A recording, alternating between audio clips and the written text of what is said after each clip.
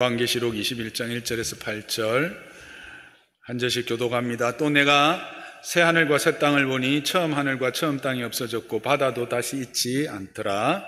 또 내가 보매 거룩한 성 새 예루살렘이 하나님께로부터 하늘에서 내려오니 그 준비한 것이 신부가 남편을 위하여 단장한 것 같더라. 내가 들으니 보좌에서 큰 음성이 나서 이르되 보라, 하나님의 장막이 사람들과 함께 있음에 하나님이 그들과 함께 계시리니 그들은 하나님의 백성이 되고 하나님은 친히 그들과 함께 계셔서 모든 눈물을 그 눈에서 닦아주시니 다시는 사망이 없고 애통하는 것이나 곡하는 것이나 아픈 것이 다시 있지 아니하리니 처음 것들이 다 지나갔음이로라. 보좌에 앉으신 이가 이르되 보라, 내가 만물을 새롭게 하노라 하시고 또 이르시되 이 말은 신실하고 참되니 기록하라 하시고 또 내게 말씀하시되 이루었도다. 나는 알파와 오메가요 처음과 마지막이라. 생명수 샘물을 목마른 자에게 값없이 주리니 이기는 자는 이것들을 상속으로 받으리라. 나는 그의 하나님이 되고 그는 내 아들이 되리라. 그러나 두려워하는 자들과 믿지 아니하는 자들과 흉악한 자들과 살인자들과 음행하는 자들과 점술가들과 우상 숭배자들과 거짓말하는 모든 자들은 불과 유황으로 타는 못에 던져지리니 이것이 둘째 사망이라. 아멘. 우리는 지난 시간까지 하나님의 수없이 많은 경고의 저항에도 불구하고 여전히 하나님을 대적하고 회개하지 않고 하나님께 영광을 돌리지 않는 자들, 그러나 그들을 위하여서 하나님은 두 증인을 세우십니다.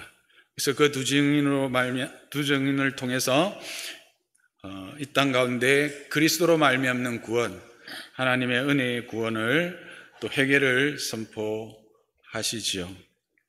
그 두 증인은 바로 교회입니다.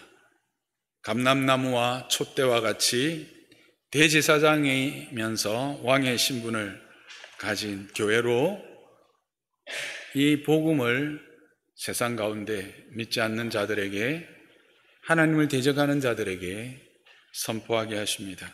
그리고 그 선포의 핵심은 회개였습니다. 주님이 이 땅에 처음 오셨을 때 회개하라 천국이 가까웠다고 말씀하셨던 그 선포를 교회가 이어서 세상 가운데 외치는 것이죠. 그러나 이와 같은 두 정인의 삶, 회개와 하나님의 나라의 회복을 위한 이 외침은 그렇게 순탄하지 않습니다. 왜냐하면 바다에서 올라온 짐승과 땅에서 올라온 짐승의 방해를 받기 때문입니다. 바다에서 올라온 짐승과 땅에서 올라온 짐승은 이 두 정인을 결국 죽이고 그 죽음조차도 더 멸시하며 조롱하는, 땅에 묻히지도 못하고 사흘 동안 그렇게 많은 사람의 조롱거리가 되게 하는 그런 삶이 될 것이다 라고 말씀하십니다. 그러나 하나님이 그들을 다시 살리시고 그들을 두 날개에 태우셔서 광야로 날아가십니다. 이것은 바로 교회가 이 사명을 감당할 때에 두 짐승의 도전으로 힘들고 어려운 가시밭길과 같고 정갈들이 있는 그와 같은 험난한 길을 걸어갈 때에 힘들고 어렵지만 궁극적으로 하나님이 그들을 보호하실 것이다. 그래서 날개를 태워서 데리고 간 곳이 어디였다? 광야였습니다. 그래서 광야는 거칠고 험악한 곳이라고만 생각할 것이 아니라 애굽의 힘이 미치지 못하는 곳, 오직 하나님의 은혜와 그의 보호하심과 그의 도우심만이 있는 곳, 그것을 사모하면 누릴 수 있는 곳, 그것이 공급되는 곳, 그것이 광야였습니다. 그곳에서 하나님은 먹이시고 입히시고 바위를 터뜨려서 그들로 마시게 하셔서 자라게 하십니다. 그것이 양육입니다. 그래서 자란 그들이 계속해서 자라면서 이 믿음과 인내의 길을 걸어가게 하시죠. 이것이 바로 여섯째 나팔까지와 그 이야기, 그에 이어지는 교회에 대한 이야기들이었습니다. 이제 15장으로 가면 일곱째 나팔, 즉 일곱 대접 심판이 시작됨을 알 수 있습니다. 그 일곱 대접의 심판에 앞서서 또 찬양이 나옵니다. 이것은 우리가 지금까지 보았던 패턴입니다. 하나님의 재앙이 있기 전에 찬양이 있고, 그 다음에 재앙이 있고, 그 다음에 그 재앙의 성격과 또 그때 교회와 하나님에 속한 자들, 하나님께 속하지 않은 자들에 대한 하나님의 심판, 또 하나님의 보호하심에 대한 이야기, 그리고 나서 다시 새로운 재앙, 나팔이 나오듯이 이제 나팔 재앙이 마치고 대접 재앙을 가기 전에 15장에서 찬양이 시작되는 것입니다. 특히 이 찬양은 모세와 어린 양의 찬양이다 라고 이름지어져 있습니다. 모세는 구약의 구원자로 우리가 알고 있는 선지자요, 또 신약의 참된 구원자로 오신 예수 그리스도인 어린 양, 그래서 신약과 구약의 모든 성도들의 찬양을 또 이렇게도 표현한 겁니다. 그래서 계시록 안에는 그 구원받은 자들에 대한 여러 가지 묘사가 있는 것을 기억하십시오. 14만 4천 하나님의 인을 받은 자, 또 이렇게 모세와 어린 양의 인도함을 받는 자, 이런 다양한 모습으로 구원받은 자들을 묘사하고 있습니다. 그렇게 15장이 끝나고 16장에 이제 실질적인 대접 재앙에 대한 이야기가 나오죠. 첫 번째 대접은 땅에 쏟아집니다. 그래서 짐승의 표를 받은 자들과 우상 숭배자들이 악하고 독한 종기가 생겨서 고통을 받는 모습을 보여줍니다. 이 악한 종기, 독한 종기, 이 의미는 생리적으로, 생체학적으로 받는 물리적인 고통뿐만 아니라 이 원어적 의미를 살펴보면 하나님을 얻는 자가 받는 그 혼란과 무질서, 그들에게는 끝이 없잖아요. 끝에 대한 확신이 없어요. 이 땅을 살아가면서 여러분은 어떠셨습니까? 저는 어릴 때부터 그 하나님의 나라에 대한 좀 생각이 분명했네요. 근데 보통 사람들은 자기 힘으로 잘 사다가 한 40대 접어들고 한 50대 접어들면 그때부터 뭘 생각합니까? 죽음이라는 걸 생각합니다. 왜냐하면 주변에서 한 사람 한 사람 떠나기 시작하거든요. 그러면 그때부터 이제 혼란하기 시작하겠죠. 그리고 자기 삶에 대한 확신이 없어서 그때부터 그 혼돈스러운 삶을 살게 됩니다. 무질서하게 되고 더 어떻게 막 악한 걸로 가든지 그런 것들을 의미하는 말씀이기도 합니다. 누구에게요? 짐승의 표를 받은 자들과 우상 숭배자들에게. 그리고 두 번째 대접이 이제 바다에 쏟아집니다. 그래서 바다 가운데 있는 모든 생물이 죽죠. 여러분, 지금까지 우리가 바다는 어떤 존재를 이야기했죠? 바다라고 하는 것은 악의 근거, 그리고 경제적 근거, 무역을 통해서 어떤 경제적 부를 쌓는 그런 곳으로 바다가 이야기되었었습니다. 근데 이게 심판을 받아서 죽는다라는 뜻이니까 사탄의 근원과 하나님의 뜻을 왜곡한 경제적 제도에 대한 심판을 말하고 있는 것입니다. 여기서 특히 하나님 경제적 제도에 대한 심판이라고 할 때 그러면 경제적 활동에 대한 심판인가? 그럼 우리가 행하는 모든 경제적 활동은 심판받는가? 이렇게 생각할 수 있는데 그게 아니라 왜곡된 경제적 제도를 말합니다. 이 왜곡되었다는 것은 하나님의 뜻에 합당하지 않은이라는 뜻이겠죠. 그러니까 하나님이 합당한 그럼 경제적 제도는 뭘까 하는 겁니다. 하나님이 에덴을 만드셨을 때 하나님께서 모든 필요를 충족할 수 있는 모든 것을 완전하게 구비하여 허락하여 주셨죠.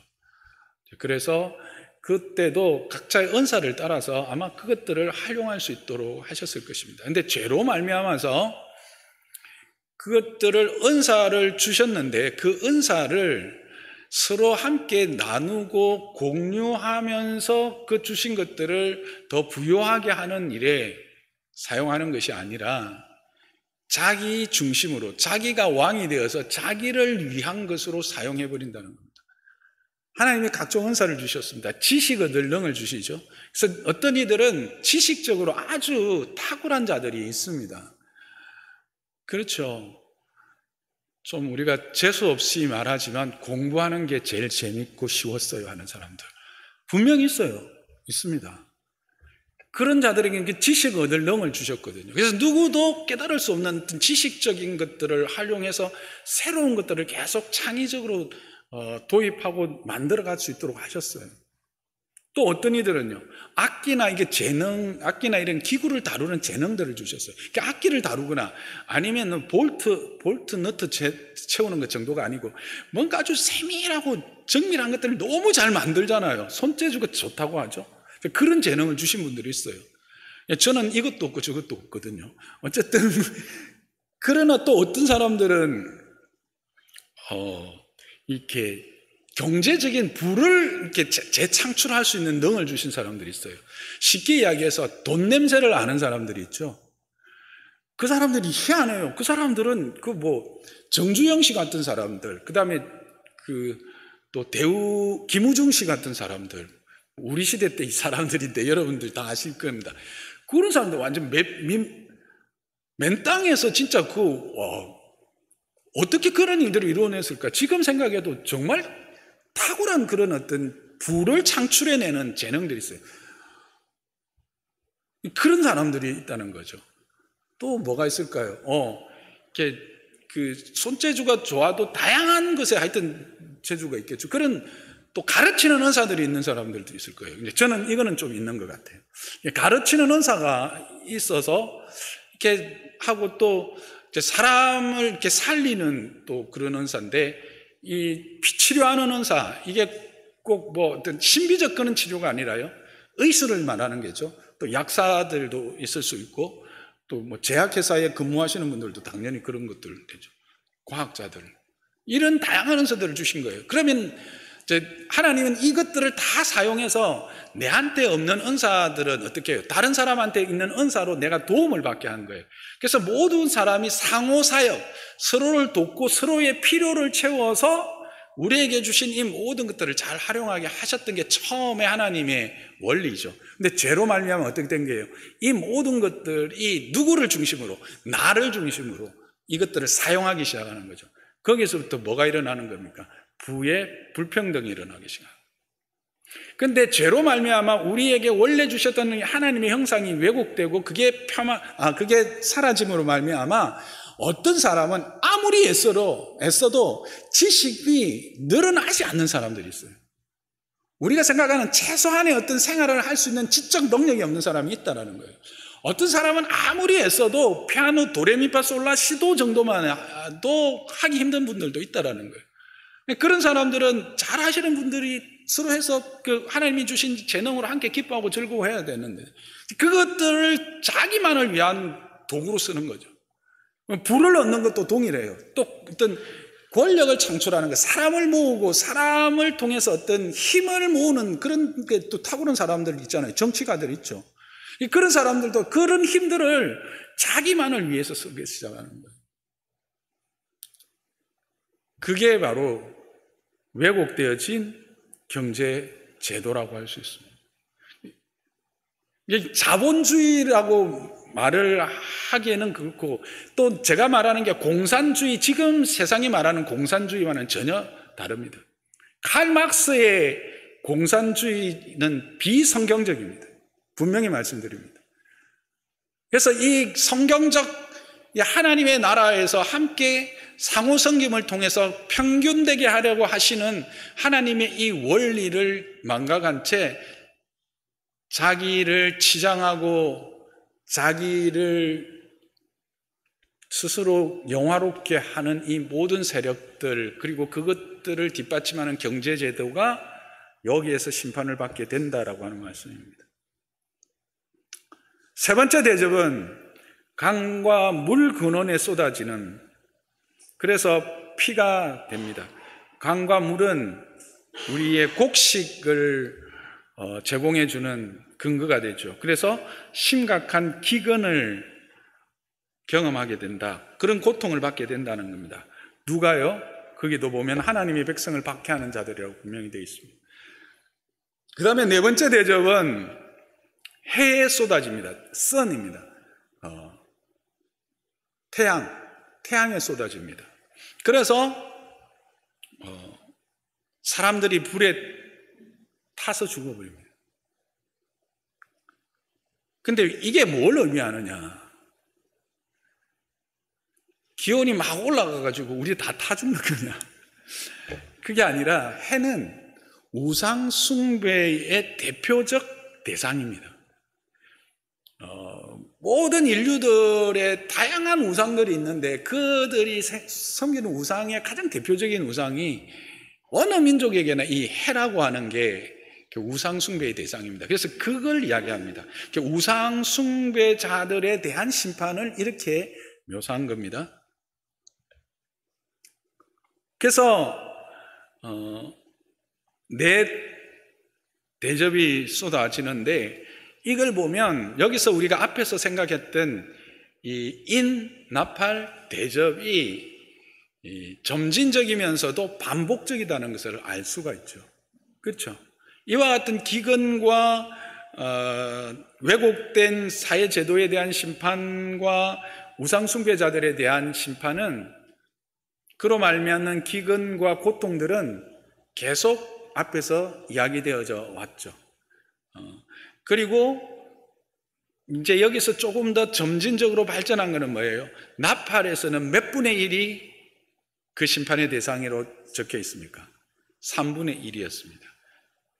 대접에서는 전부를 이야기합니다. 그래서 우리가 말했던 점진적 반복, 그렇죠? 순환하며 점진적으로 반복하는 구조를 통해서 뭘 이야기한다? 강조하고 있다. 뭘 강조하고 있다는 거죠? 하나님의 심판의 분명한 당위성과 그것이 확실함을 대해서 이야기하고 있다. 그리고 그 대상에 대해서는 계속해서 누구다? 하나님의 인을 받지 않는 자, 회개하지 않는 자, 대적하는 자들이다 하는 것들을 반복하고 있습니다. 그래서 오늘 이 재앙 역시도 끝나고 나서 그 반응은 어떻습니까?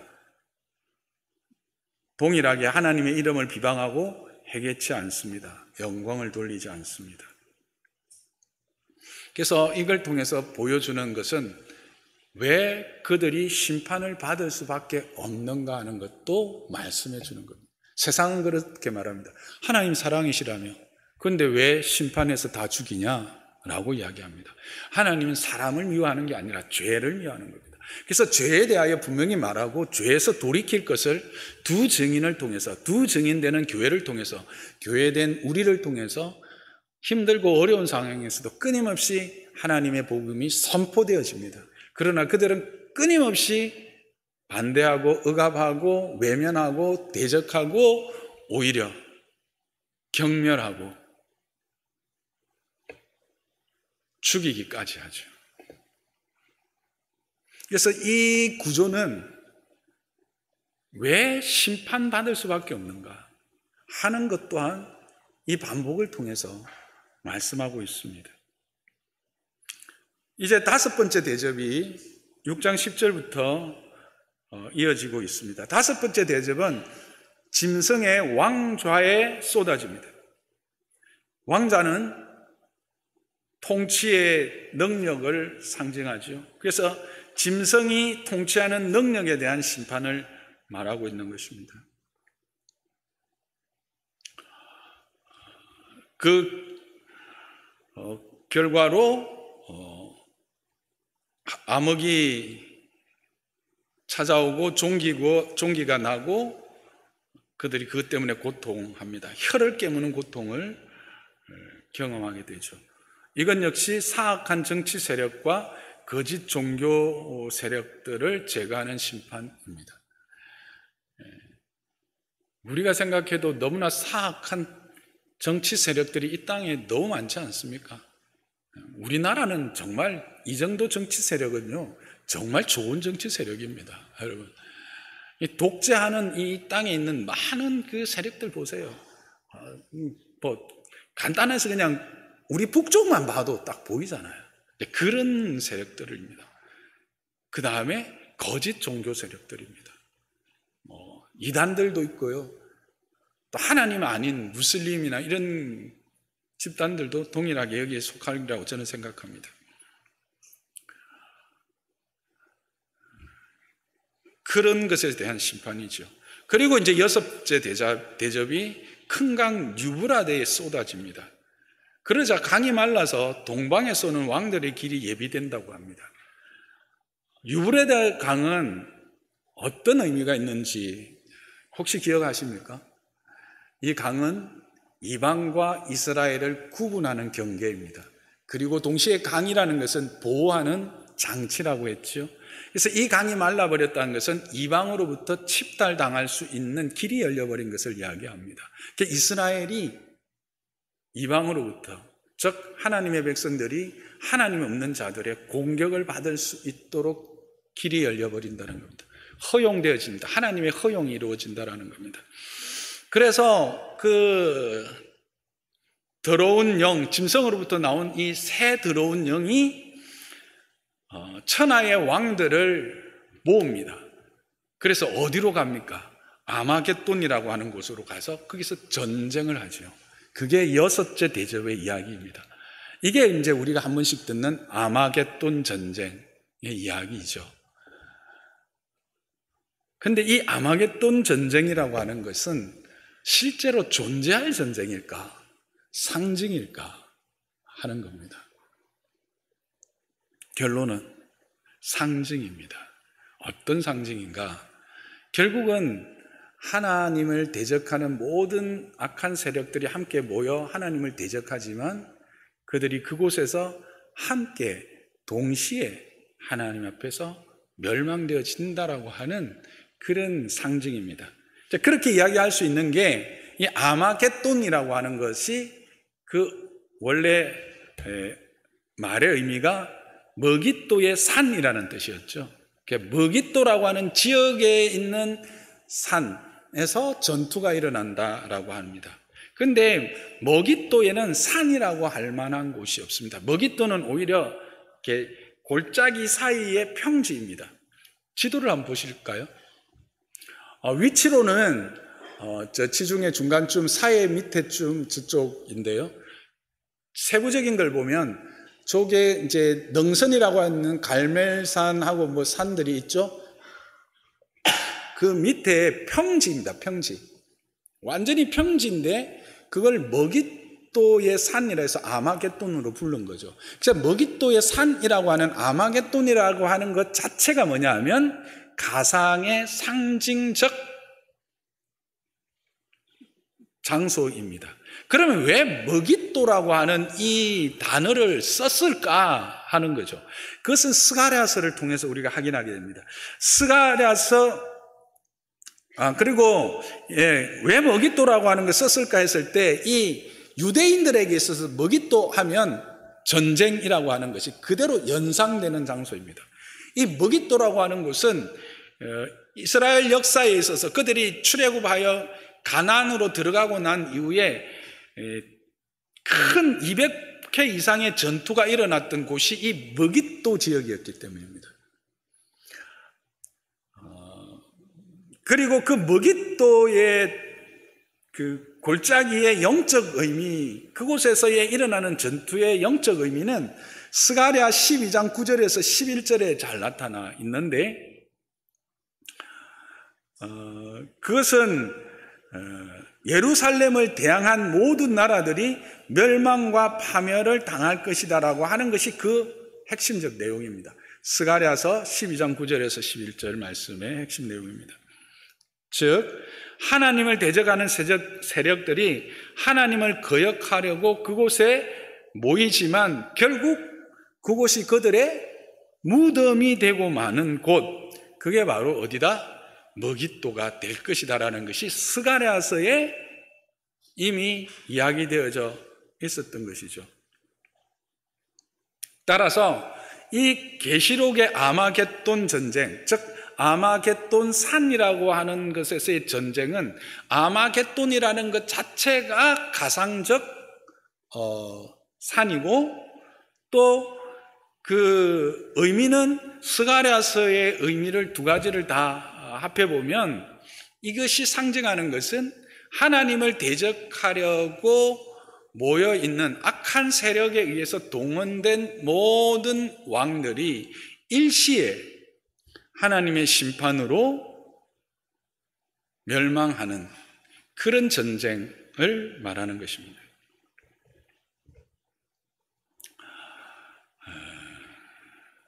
이게 우리가 출애굽으로 이제 해석을 해보면 홍해의 의미가 있습니다. 이 머깃도의 전쟁의 의미는, 자, 홍해라고 하는 것은 애굽에서 가나안으로 출발하는, 즉 가나안의 중간에 있는 광야로 가는 길이었습니다. 그렇죠? 근데 이 홍해는 이 이스라엘을 멸망시키려고 뒤따르던 애굽인들에게는 어떤 장소입니까? 순식간에 멸망받은 장소입니다. 그러나 이스라엘에게는요, 하나님의 보호하심을 통해서 인도함을 받아 이 애굽으로부터 해방된 자유에 이르게 하는 하나님의 길이었습니다. 그래서 머깃도가 그런 존재라는 겁니다. 머깃도의 산, 아마겟돈, 이 머깃도의 산이라고 하는 아마겟돈이라고 하는 그 상징이 그런 일이 마지막에 있는데, 그것은 바로 이 홍해와 같이 일시에 하나님의 심판을 받아 모두가 멸망하게 되고, 그 일로 말미암아 오히려 하나님의 백성들은 온전한 자유에 이르게 되는 전쟁, 그게 어떤 전쟁이다? 아마겟돈 전쟁이다. 근데 이거는 어떤 시간에 일어나는 역사적인 전쟁일까? 그건 아니다 라고 하는 게 제 의견인데, 이제 이걸 시대순으로 해석하는 세대주의자들은 이것을 역사적인 전쟁으로 보고 해석을 하죠. 그래서 한 번씩, 요즘엔 좀 그렇게 안 하더라고요. 요즘엔 이스라엘에서 하도 전쟁이 자주 일어나니까 그게 아니다라는 건지 알아서 안 하는지, 한때는 이스라엘에서 무슨 전쟁이 일어났다 이러면 아마겟돈 전쟁이 거기에서 지금 일어나고 있을지도 모릅니다, 뭐 이런 식의 해석을 하면서 막 보도까지 했던 그런, 들어보신 기억이 있을 겁니다.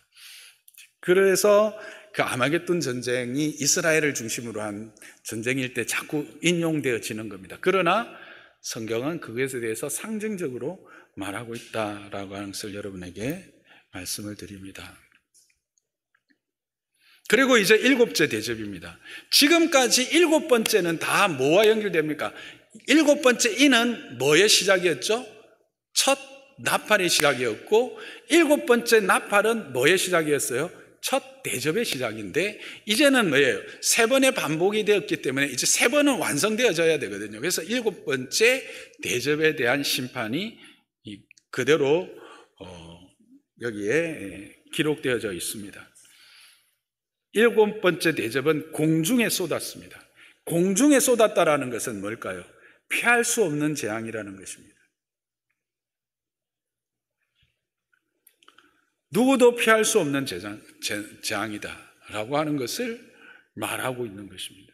그래서 그것으로 큰 지진이 일어나고 큰 성이 무너지고 큰 우박과 맹렬한 진노의 포도잔을 마시게 된다는 말씀들이 나오죠. 이것은 뭐예요? 앞에서 우리가 계속 보았던 6번째 인, 완전 천지개벽, 그 다음에 6번째 나팔, 거기에서 보았던 그것들을 종합적으로 이 완전히 모든 심판, 모든 것들이 다 하나도 남김없이 하나님의 심판 앞에 서고 그것들이 완전히 뒤집어지는 그런 재앙이 될 것이다. 그런데 그 대상은 또 누구다? 만국 성들과 큰 성 바벨론이다 라고 하는 것을 또 이야기해 줍니다. 뭐 하지 말라? 두려워하지 말라. 제가 한 번씩 쓰는 말로 쫄지 말라. 그리고 이제 17장 갑니다. 17장에는 물 위에 앉은 음녀의 심판에 대한 이야기가 나옵니다. 이게 뭐냐 하면, 이렇게 이제 포괄적으로 만국을, 즉 하나님을 대적하는 자들, 그들이 심판을 받는데 그 중심에 있는 대상, 존재, 어떻게 될 것인가? 그게 큰 음녀요, 큰 바벨론 성인 거죠. 그래서 이 큰 음녀와 바벨론, 큰 성 바벨론이라는 것을 통해서 그와 같이 세상으로 하여금 미혹하고 억압하여서 힘으로 제압해서 하나님을 대적하게 한 자들이 어떻게 될 것인가를 보여주는 겁니다. 큰 음녀는 붉은 빛 짐승을 타고 백성과 무리와 열국과 방언 위에 군림한다고 했습니다. 그래서 이것은 힘과 권세로, 권세와 힘으로 세상을 위협하는 존재입니다. 동시에 그는 아주 화려한 옷을 입고요, 여러 가지 보석들로 치장을 합니다. 이거는 뭘까요? 부귀와 영화로 유혹하는 거죠. 그것들이 삶의 최고의 가치인 것처럼 사람들을 유혹해서 결국 뭐 하게 합니까? 하나님을 떠나고 하나님을 대적하게 하는 존재, 그게 바로 큰 음녀로 나옵니다.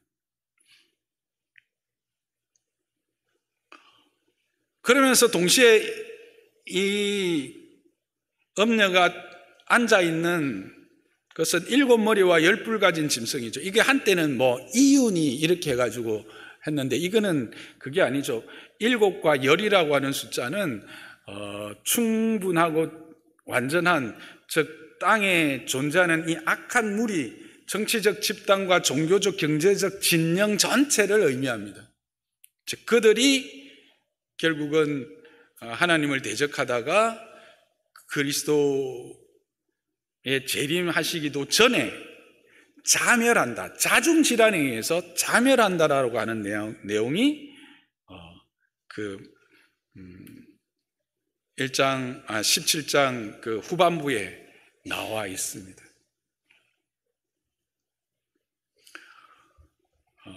그러면서 이제 18장은 큰 성 바벨론의 멸망, 이 음녀를 낳게 한 근본이죠. 악의 근본, 사단과 같은 존재라고 할 수 있습니다. 근데 여기서 17장은 이 큰 음녀를 바벨론으로 해석해도 전혀 문제가 없습니다. 그의 완전한 심판, 그리고 그가 어떤 존재인가를 말했고 심판을 말했다면, 18장에서는 이 심판이 얼마나 신속하게 그리고 짧은 시간에 급박하게 일어나면서 철저하게 반드시 일어날 것인가를 강조하는 장이 18장입니다. 그래서 거기를 보시면 18장 8절에 보면 이 성의 심판은 며칠 동안 이루어진다고 합니까? 하루 동안 이루어집니다. 더 나아가서 10절, 17절, 19절에는 어느 정도의 시간이 필요하다고 하죠? 1시간입니다. 아주 짧은 시간에 급박하게 일어난다는 거죠. 그리고 21절에서 23절에 보면 반복되는 단어가 있습니다. 4번에 걸쳐서. 뭘까요? 결코라고 하는 단어입니다. 결코라고 하는 단어가 4번 반복하면서 반드시 결코 피하지 못한다. 결코. 이게 뭘까요? 이 바벨론, 큰 음녀와 같은 하나님을 대적하는 정치적 세력과 그 진영에 속한 악한 무리들, 이들은 아주 짧은 순간에 아주 급박한 재앙 가운데서 멸망을 받고, 그리고 그 심판은 반드시 이루어진다. 결코 피할 수 없는 심판이 될 것이다 라고 하는 것을 강조하는 것이 18장입니다. 그래서 결국은 뭡니까? 너희가 이 바벨론의 죄에서 떠나라고 하는 권고가 4절에 나오는 겁니다. 그게 이제 18장까지입니다. 여기까지입니다. 자, 이제 큰 엄녀, 큰 바벨론 성이 하나님께서 심판받았습니다. 이제 남은 건 뭐죠? 혼인잔치입니다. 어린 양의 혼인잔치. 그래서 19장이 이제 어린 양의 혼인잔치가 시작됩니다.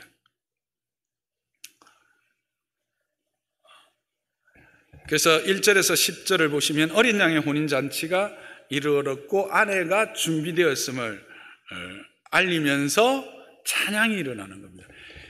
이 새로운 장면이 펼쳐질 때마다 뭐가 따른다? 찬양이 따르는데, 특히 여기에서는 할렐루야 찬양이라고 하는 찬양이 4번에 걸쳐서 나옵니다. 신약 성경에 할렐루야라고 하는 이 우리가 자주 외치는 이 할렐루야가 어디만 나온다? 여기만 나온다. 그것도 몇 번이나? 4번이나. 이게 뭘 말할까? 그리스도로 말미암는 이 어린 양의 혼인잔치가 얼마나 감사하고 하나님을 찬양할 만한 일인가 하는 것들을 지금 허다한 큰 무리와 장로와 내생물들을 중심으로 해서 반복하고 있다는 겁니다. 4번이나 걸쳐서. 그래서 제가 이것을 우리가 요한계시록 강해할 때는 이 짧은 1, 2절까지, 4절까지, 5절까지를 내가 2번에 걸쳐서 설교를 했던 기억이 납니다.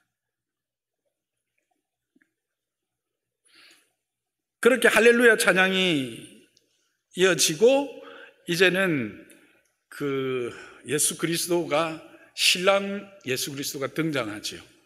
그의 이름은 뭐라고요? 충신과 진실이라고 합니다. 그리고 그의 신분은 만왕의 왕이요 만주의 주가 됩니다. 그는 면류관을 쓰셨습니다. 왕관을 쓰셨고 그는 옷을 입고 백마를 타고 오는데 무슨 옷을 입으실까요? 피 뿌린 옷을 입고 오십니다.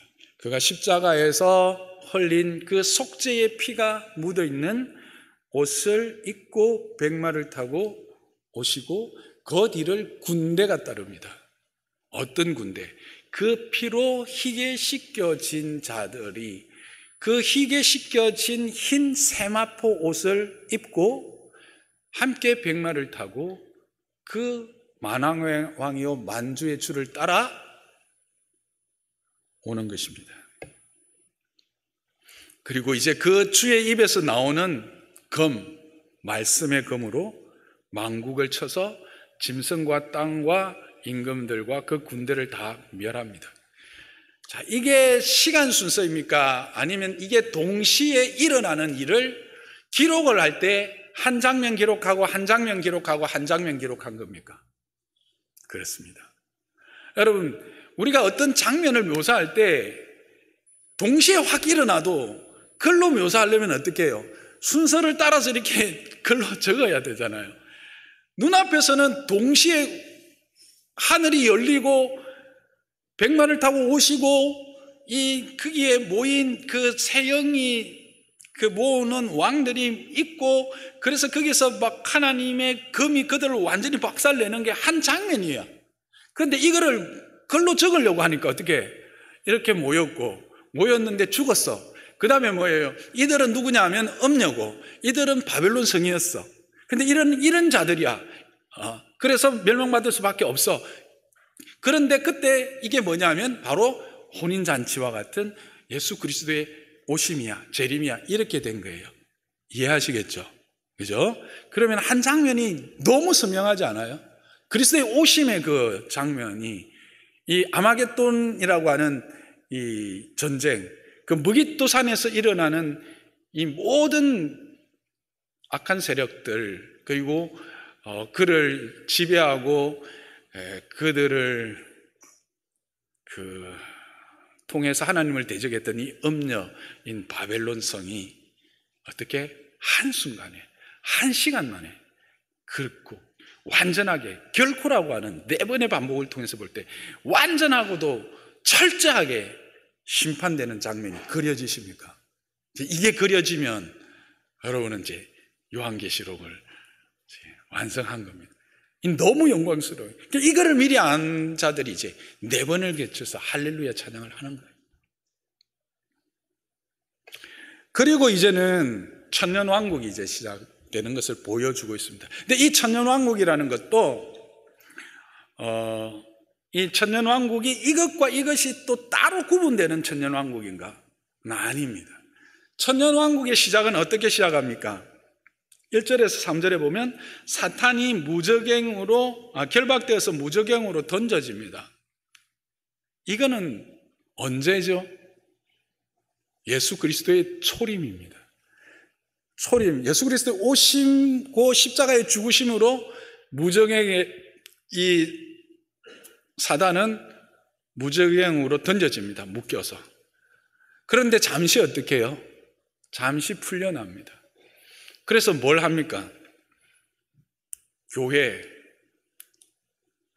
만국을 미혹하고 성도들의 피난처여 진인 교회를 흔듭니다. 유혹하기도 하고 힘으로 제압하기도 하고. 그래서 이 예수 그리스도의 초림으로 말미암아 이 사단이 무적행으로 던져지고 그 중간에 이제 정인인 앞에 거 연결하면 정인인 교회가 계속해서 이 복음을 전할 때 또 두 짐승이 일어나서 막 그들을 죽이기까지 하고 멸시했던 게 언제? 이 천년 기간 안에 지금 계속 일어나고 있는 거예요. Understand? 이해하시겠죠? 그 일이 이제 여기서 다시 한번 이 천년 안에 이야기되고 있는 거예요. 그래서 그때 이제 없애려고 하지만 하나님께서 하늘에서 내려오셔서 그들을 심판하게 되는 거죠. 그게 뭐냐 하면 그리스도의 오심, 진짜 어린 양의 그 혼인 잔치, 그리스도의 오심, 재림이 되는 거예요. 그래서 그때 어떤 일들이 일어나는 거죠? 하나님을 섬겼던 그의 백성들, 하나님의 인이 있는 자들은 생명책에 기록된 이름 때문에 어디로 갑니까? 하나님의 나라로 갑니다. 그런데 짐승의 표를 받은 자들은 그들이 행한 일이 기록된 책에 의해서 불못으로 던져지는 거예요. 이제 이해하시겠죠? 20장의 내용을. 그렇게 그게 11절에서 15절의 말씀입니다. 이 전 기간이 뭐다? 천년이라는 거예요. 그래서 예수 그리스도의 오심부터 시작해서 다시 오실까지의 이 천년을 20장에 아주 간단하게 요약해 놓은 겁니다. 이 전 내용은 우리가 앞에서는 어디부터? 4장부터 시작해가지고 19장까지의 전체 내용을 다시 한번 20장에 천년왕국이라고 하는 것으로 요약해서 보여주시는 거예요. 그러니까 이 천년왕국은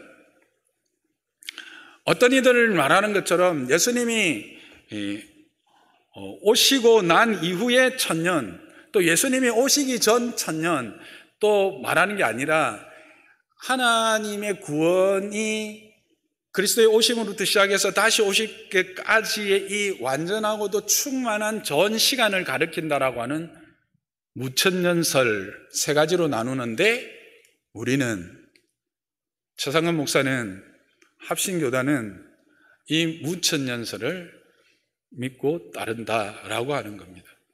더 정확한 것은 주님 오시면 더 정확하게 알 것입니다만, 우리가 지금까지 성경을 해석한 그 해석에 따르면 이 해석이 맞는 것 같습니다. 그리고 오늘 읽었던 이제 21장이 일어난 거죠. 이렇게 이제 된 것이 결국은 뭐냐 하면 새하늘과 새 땅이 임하는 거죠. 그리스도의 재림으로 말미암아 우리는 생명책에 기록되어 있는 우리 이름 때문에 새하늘과 새 땅, 하늘로부터 임한 새하늘과 새 땅에 들어가고, 그 다음에 그 이름이 없는 자들, 생명책에 이름이 없는 자들은 그들이 행한 일에 따라서 불못에 던져지고, 이제 우리가 간 그곳이 어디냐면 새하늘과 새 땅이라고 하는 겁니다. 새하늘과 새 땅은 어떤 곳이냐? 새 예루살렘이라고도 하는데, 그 예루살렘은 하나님의 통치와 하나님의 다스림이 있는 곳을 의미하죠. 그래서 거기에 뭐가 쳐집니까? 장막이 쳐집니다.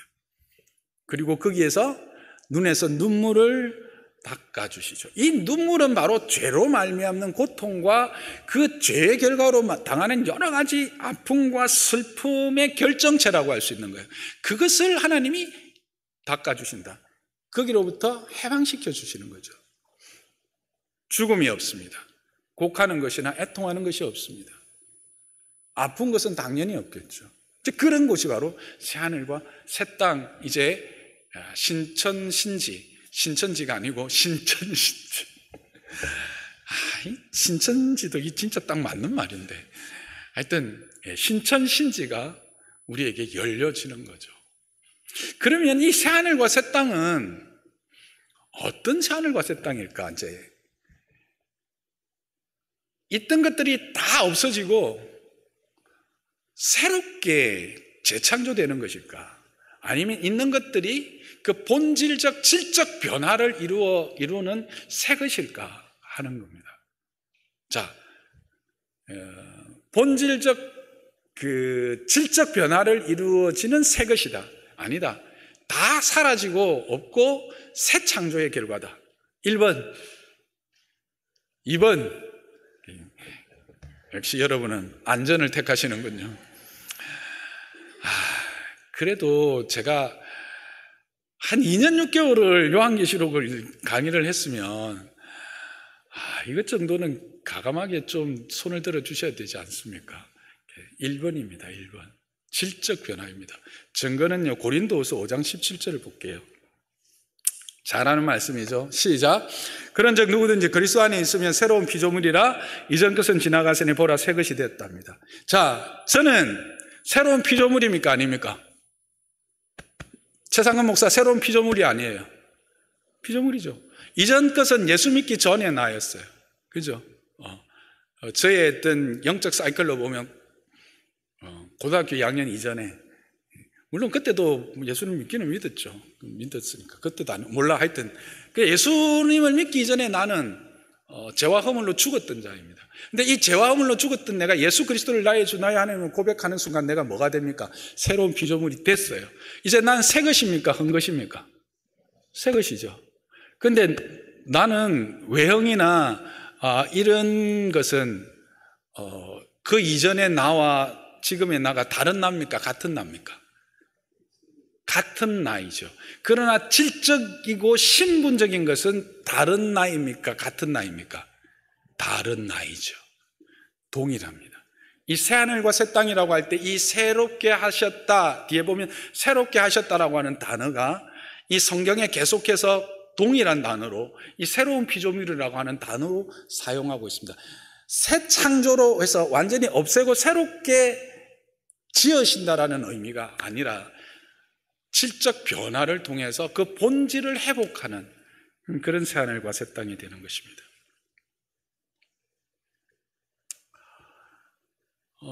그런데 거기서 내려온 것이 뭡니까? 거룩한 성 새 예루살렘이라고 했습니다. 이게 뭘까 하는 거예요. 진짜 뒤에 나오면 정육면체인 딱 네모난 그런 성일까? 아니죠. 뭐예요? 교회예요, 교회. 지금 요한계시록은 계속해서 뭘 대비시켜 주느냐 하면 새 예루살렘과 바벨론 성을 계속해서 대비해 주고 있는 동시에 교회도 하늘의 교회와 땅의 교회를 계속해서 보여주고 있어요. 하늘의 교회는 완전하며 하나님의 찬양과 그의 다스림을 통해서 하나님의 그 구원의 은혜를 누리는 곳으로 묘사되는 반면 땅의 교회는 여전히 짐승에 의해서 유혹받고 권력과 힘에 의해서 억압받고 그러면서 거기서 필요한 것이 뭐다? 믿음과 인내라고 하는 것으로 걸어가야 될 땅의 교회를 계속해서 대비해가고 있는데 이제 그 교회가 어떻게 해요? 하나가 되는 거예요. 모든 하늘의 교회 안에 이제 들어가게 되어지는 거죠. 이 하늘로부터 내려온 거룩한 성 새 예루살렘은 바로 하는 교회를 이야기하는 거예요. 이것을 오늘을 살아가는 우리들에게 적용해 보면, 그러면 우리는 이와 같이 하나님의 은혜로 말미암아 우리의 눈에서 눈물을 씻어주시고 우리가 위로받고 참 그 은혜 안에서 회복과 치유가 일어나는 곳은 나중에 그냥 거나 아니면 예수님 재림해 오시고 난 이후인가 하는 거죠. 맞아요. 그때예요. 지금도 그런 일이 일어나요? 주여, 지금도 일어나는 거죠. 하나님이 그 하나님의 나라의 그 온전한 교회를 보여주시는 것은 비록 지금도 뭐예요? 나는 새 피조물이고 여러분도 뭐예요? 새 피조물이라는 거예요. 그리스도 안에 있으면 새 것이 된 존재들이잖아요. 그래서 하나님이 이 땅 가운데서 하나님의 피난처, 그 피난성, 그 도피성, 그 하나님의 은혜를 누리며 이 마귀의 도전을 물리치는 진으로서의 교회를 허락하시고 이 교회를 통해서 지금도 여러분의 눈에 눈물을 닦아주시고 여러분을 치유하시고 여러분에게 은혜의 부요함을 허락하고 계신다는 것을 말하고 싶으신 거예요. 그러나 이것이 부족하기 때문에 더 온전하고도 더 완전한 그 나라의 교회를 사모하게 하는 것이죠. 그래서 교회는 우리가 함부로 말해서 안 된다라고 제가 요한계시록을 강의하면서 참 많이 이야기했어요. 그리스도의 피로 값주고 산 교회. 그래서 하나님이 비록 우리가 이 땅에 살지만, 발을 딛고 이 땅에 살지만 우리는 땅에 속한 자가 아니라 하늘에게 속한 자라고 하는 사실을 확인하고 그것으로 말미암아 힘을 얻고 용기를 얻고 지혜를 얻어서 세상에서 이 영적 전투에 임할 수 있게 하는 모든 것은 어디로부터 나온다? 교회로부터 나온다. 그래서 교회가 소중한 거예요. 감사한 거예요. 그래서 교회는 끊임없이 뭘 해야 된다? 양육해야 된다는 거예요. 두 날개로 어디로 인도했어요? 광야에서 뭐 했어요? 양육했어요. 교회는 끊임없이 양육해야 돼요. 그래서 성도는 어떻게 돼? 끊임없이 자라기를 힘써야 돼요. 양육받아야 돼요.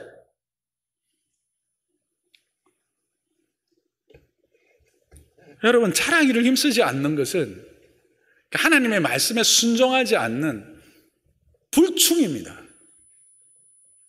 이제 2학기 되면 다시 또 여러 가지 훈련들이 되고 또 소그룹들이 이렇게 진행될 텐데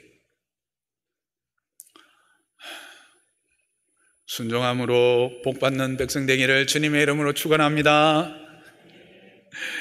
네, 자라기를 힘써야 돼요. 그래서 교회는 마땅히 양육하는 곳이 되어야 되는 겁니다. 그리고 이걸 통해서 하나님이 우리의 눈물을 씻어주셔요. 여러분들 그렇잖아요. 교회 와서 얼마나 우리의 마음의 원통함들이 해결됐어요. 물론 눈물을 흘리죠. 근데 그 눈물은 뭐예요? 감사의 눈물이잖아요. 기쁨의 눈물이잖아요. 한의의 눈물이었잖아요. 우리를 치료하시잖아요. 소망을 주시잖아요. 그래서 하나님이 땅의 교회를 통해서 그 일들을 하신다는 거예요. 그걸 이야기하는 거예요. 그러면서 동시에 여기서 우리가 적용해 볼 게 또 뭐가 있어요? 우리가 이 땅의 교회를 함부로 이야기할 수 없듯이 이 땅에서 함께 공동체된 우리의 성도, 지체들을 함부로 판단하거나 평가해서는 안 된다라고 하는 사실이에요. 다 부화하고 있는 단계다. 양육되고 있는 단계다. 자라고 있는 단계다. 더 성숙한 자는 더 많이 품게 됩니다. 더 어린 자는 더 날카로워질 수밖에 없습니다. 왜 우리를 자라게 하실까요? 내 마음에 평안을 얻고 내가 그냥 도사처럼 그렇지 만사가 다 하나님의 은혜요. 다 흘러가는 것이요. 이따구로 하라고 우리가 잘할까요? 아니에요. 더 연약한 자, 더 어린 자들. 그래서 감당하지 못하는 자들을 감당해내라고 우리가 잘하는 거예요. 말씀을 정리합시다. 이제 다음 주면 또 계시록이 다시 한 번 더 완성되는데 이 마지막 시간에 우리는 교회가 얼마나 소중한 것인지를 이 한 주간 동안 여러분 깊이 묵상해 보시고 교회된 내가 또 얼마나 소중한 존재로 하나님이 불러주셨는지를 생각하면서 우리가 함께 공동체된 이 교회가 어떻게 하면 하나님이 기뻐하시는 교회가 될 수 있을까? 내가 어떻게 하면 그 교회의 한 지체로서의 온전한 역할들을 감당할 수 있을까를 기도하고 하나님 앞에서 응답받는, 그리고 그것을 살아가기로 결단하고 삶으로 나타나는 그런 한 주간 되시기를 주님의 이름으로 부탁하고 축복합니다.